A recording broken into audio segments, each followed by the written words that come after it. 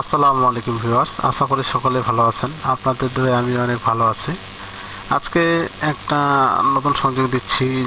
একজন কাস্টমার ভাই বলছিল যে ভাই আমার ডুয়েল ব্যান্ডের রাউটার দরকার, আর কম দামে কম বাজেটে আর কি, কম বাজেটের ভিতরে একটা ডুয়েল ব্যান্ডের রাউটার আর একটা অনু নিয়ে আসলে ভালো হয়, তখন যেন আমি আবার নেট স্পিড ভালো পাই।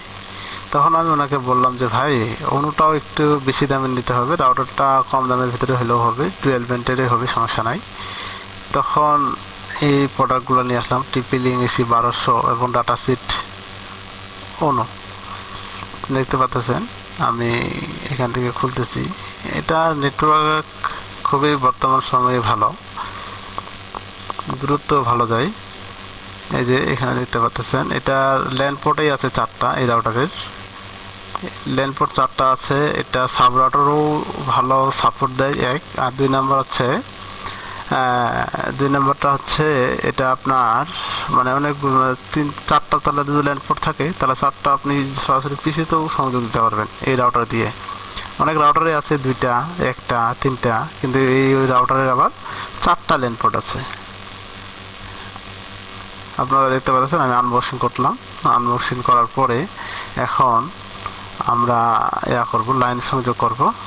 এই যে এখানে যে হলুদ যে টিকটা দেওয়া আছে, অনেকজনই এই ভুল কাজটা করে, যার কারণে ইন্টারনেট আইএসপি ঠিক করে দিয়ে আসলো, আবার দেখলেন আপনারা যে কোথায় কি লাইন লাগাবো, কোথায় কীভাবে লাগাবো, কোথায় কী করব না করব বুঝে উঠতে পারতেছেন না। আমি ভিডিওটাতে স্পষ্ট দেখাই দিচ্ছি আপনাদেরকে, দেখিয়েন। এই যে যেখানে নীল দাগটা দেওয়া আছে সেখানেই লাগাবেন, যেটা ওয়েন পোর্ট বলে, ওয়েন পোর্টে লাগাবেন। ল্যান্ড পোর্টে লাগালে কিন্তু আবার সরাসরি আইএসপি থেকে আপনি কানেক্ট পাবেন না। আর যেগুলো চার্জার সেগুলো তো চার্জারই লাগাই দিচ্ছি, সেটা তো আপনারা মানে 12 ভোল্ট, যেটা 12 ভোল্ট সেটা 12 ভোল্টে দিবেন, আর যেটা 9 ভোল্ট সেটা 9 ভোল্টেই রাখবেন। অনেক সময় 9 ভোল্ট 12 ভোল্ট রাউটার আসে, অবশ্যই ভোল্টগুলো দেখে মিলাই নেবেন যদি একসাথে মিলে যায়। আর নাহলে যারা যে খামে আছে সে খাম থেকে বাইর করে সুন্দর করে, যে যেটাতে খামে আছে সেটা থেকে বাইর করে সুন্দর করে চার্জারগুলো লাগাই নেবেন। আমাদের মোটামুটি কানেক্টিভ দেওয়া শেষ, শুধু আরেকটা চার্জার লাগানো বাকি আছে। এই চার্জারটা লাগাই নিলেই আমরা পাওয়ার দিব। পাওয়ার দেওয়ার পর কনফিগারেশনে যাব। আমি আবারও বলতেছি এখানে যে এই যে লাল যে দাগগুলো আছে এই রাউটারে বিশেষ করে অনেকজনে এই ভুলটা করে যে ওয়েনে না লাগায় লেনে লাগায় রাখে, তখন কিন্তু আর নেট পান না। এই যে এখানে ওয়েনে লাগায় রাখবেন। ওয়েনে লাগা রাখার পর এই ল্যান্ড সাইডে যেগুলো হলুদ কালারের আছে সেগুলোতে দেওয়া যাবে না, যেটাতে নীল কালার আছে সেটাতেই দিতে হবে। দেওয়ার পরে চার্জারগুলো ঠিকভাবে লাগানোর পরে তারপরে আপনার কনফিগারেশন করবেন, ইনশাল্লাহ আপনাদের নেটওয়ার্ক চালু হয়ে যাবে। আইএসপি প্রথমে আপনাদেরকে করে দিল, পরে আপনি ভুল মানে রাউটার খুলতে গিয়ে বা কোনো কিছু করতে ভুলে গেছেন, তাহলে আপনারা এভাবেই লাগাই দিবেন, তাহলে আর এই সমস্যাটা আপনাদের হবে না।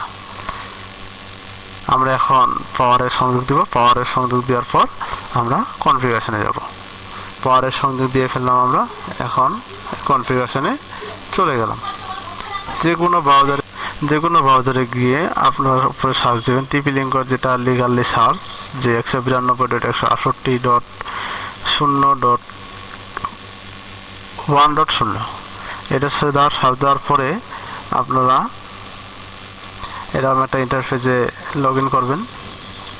লগ ইন করার পর এই যে দেখতে পাচ্ছেন আমি লগ ইন করলাম। প্রথমে এখানে দেওয়া আছে যে আপনারা যেটা লগ ইন আইডি দিবেন, লগ ইন পাসওয়ার্ড দিবেন আর কি। এই লগ ইন পাসওয়ার্ড এই যে এখানে দেখতে পাচ্ছেন যে এখানে প্রথমে আপনার লগ ইন পাসওয়ার্ড দিতে বলতেছে। লগ ইন পাসওয়ার্ড আপনাদের যেটা মনে হয় সেটাই দিয়ে দিবেন, তবে অবশ্যই একটু হাত দিবেন যেন কেউ বুঝতে না পারে। উপরে দিতে হবে একটা পাসওয়ার্ড, নিচে আবার কনফার্ম পাসওয়ার্ড দিতে হবে, পাসওয়ার্ড। তবে এখানে এই যে এখানে যে 3টা রুলস দিচ্ছে যে অবশ্যই একটা ক্যাপিটাল হাতে লেখা লাগবে, অবশ্যই একটা স্মল হাতের লেখা লাগবে এবং অবশ্যই একটা ডিজিট লাগবে অর্থাৎ নাম্বার লাগবে, সেগুলো দিতেই হবে পাসওয়ার্ডে আপনাদেরকে। আপনারা যদি সবগুলো ছোটো হাতে দেন তাহলে কিন্তু আর হবে না, আবার বড় হাতে দিলেও হবে না। এখানে আমাদের পাসওয়ার্ডটা দেওয়া শেষ, আমরা চলে গেলাম পরবর্তী ধাপ। পরবর্তী ধাপের পরেই চলে আসবে এখানে টাইম সেটিং। টাইম সেটিংয়ে আপনারা অবশ্যই এই টাইম সেটিংটা ঠিক করে রাখতে হবে। এমনি কনফিগারেশন হয়ে যাবে, এমনি নেটও চালু হবে, কিন্তু সমস্যাটা হবে কোথায়? সমস্যাটা হবে নেট স্পিড এ প্রবলেম দেখা দেবে। এই যে সব রাউটারে আছে এই ফাংশনগুলো, টাইম সেটিং অবশ্যই ঠিক করে রাখবেন। আমিও ঢাকা করে দিলাম। পরবর্তী ধাপে চলে গেলাম। পরবর্তী ধাপে যাওয়ার পর এখানে PPOES সিলেক্ট করবেন। PPOES সিলেক্ট করবেন। PPOES সিলেক্ট করার পর পরবর্তীতে ধাপে যাবেন। প্রথমে যেটা দেওয়া আছে সেটা হচ্ছে ইউজার নেম। আপনাদের আইএসপি থেকে যে ইউজার নেম দিবে, আমি আবারও বলতেছি, যেটা আইএসপি থেকে ইউজার নেম দিবে সেই ইউজার নেমটা বসাবেন। আর আইএসপি থেকে যে এখানে পাসওয়ার্ড দিবে সেই পাসওয়ার্ডটা আপনারা বসাবেন। এখানে ভুল করেও অনেকজনেই এটা ভুল করে যে তাদের মতে যে তাদের নাম অথবা তাদের পাসওয়ার্ড এখানে বসায় রাখে, পরে আবার বলে যে ভাই আমার নেট চালু হয় না, যখন মানে কনফিগারেশন করে আর কি দ্বিতীয়বার রিসেট মারার পর। অবশ্যই এই ভুলটা করা যাবে না। এখানে উপরে অবশ্যই আইএসপি থেকে যে ইউজার নেম দেওয়া আছে সেটা দিতে হবে, আর নিচে যেটা আছে সেটা হচ্ছে অবশ্যই যেটা আইএসপি থেকে পাসওয়ার্ড দেবে সেটা দেওয়া লাগবে। এটা দেওয়ার পরে আমরা নেক্সট চলে আসলাম। নেক্সটে চলে আসে এই যে এখানে দেখেন ডুয়েল ব্যান্ড রাউটার এই সিস্টেমটা, এই রাউটার সিস্টেমটা একটা ভালো। এই যে আমি কাজ করতেছি দেখতে পারবেন আপনারা যে শুধু আপনি 2G যা কিছু করবেন 5Gটা তো সেম হয়ে যাবে। এটা আবার থেকে লিখতে হয় না, 2Gর জন্য আলাদাভাবে লিখতে হবে আর 5Gর জন্য আলাদাভাবে লিখতে হবে, এরকম না। এই যে আমি 2Gতে নাম বসাচ্ছি, আপনারা দেখতে পাচ্ছেন। এই যে আমি নাম বসাই দিলাম।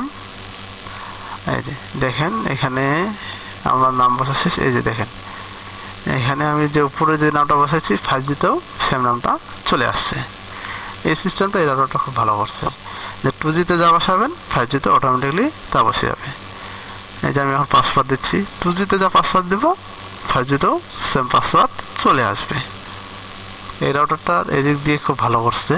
আপনারা ক্লিয়ারভাবে দেখে নিন একবার যে পাসওয়ার্ড আমি কোথায় বসাচ্ছি, যেটা লোকাল পাসওয়ার্ড, আর যেটা লোকাল ইউজার নেম কোথায় বসাচ্ছি, আর যেটা আইএসপি থেকে ইউজার নেম আর আইএসপি থেকে পাসওয়ার্ড সেখানে সেটাই বসাতে হবে, নাহলে আবার নেট চালু হবে না।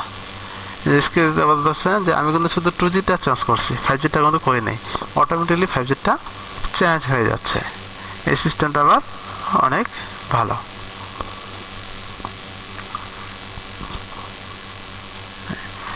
আর এই 2G এবং 5G চেনার উপায় হচ্ছে এই যে দেখেন এরপরে আছে 2G, নিচে আছে 5G। আমরা চলে আসলাম নেক্সটে আসার পর আপনাকে একবার দেখাই দিচ্ছে যে আপনি কোনটার কি ইউজার নেম, কোনটার কি নাম দিচ্ছেন, 5Gটার কি নাম দিচ্ছেন, 5Gটার কি পাসওয়ার্ড দিচ্ছেন, আর 2Gটার কি নাম দিচ্ছেন, 2Gটার কি পাসওয়ার্ড দিচ্ছেন। আপনারা ইচ্ছা করলে এখান থেকে স্ক্রিনশট করে নিতে পারেন। তারপরে নেক্সটে চলে আসবেন। নেক্সটে চলে আসার পর আপনার সেভ মানে অর্থাৎ আপনার রাউটার কনফিগারেশন কমপ্লিট হওয়ার পরেও আপনাকে আরেকবার দেখা দিচ্ছে যে আপনি কোনটার কি ইউজার নেম এবং কোনটার কি পাসওয়ার্ড দিচ্ছেন। আপনারা ইচ্ছা করলে এখান থেকে যদি মানে মনে হয় যে না আমার মনে হারায় যেতে পারে পাসওয়ার্ড, কি পাসওয়ার্ড দিলাম বা ভুল হতে পারে, আমি এখানে সহজ পাসওয়ার্ড দিয়ে দিচ্ছি। আপনারা মনে করবেন হয়তো বা যে এখানে আমার হার্ড পাসওয়ার্ড দিব, পাসওয়ার্ড লিখতে গিয়ে ছোটো হাতের বড় হাতের হয়ে যায়, তখন কিন্তু মনে হারায় যায় যে আসলে কি দিলাম কি হইল। সুতরাং আপনারা এটা স্ক্রিনশট করে রাখবেন, তাহলে এই প্রবলেমটা হবে না। ধন্যবাদ। আসসালামু আলাইকুম। দেখা হবে আগামী ভিডিওতে ইনশাআল্লাহ।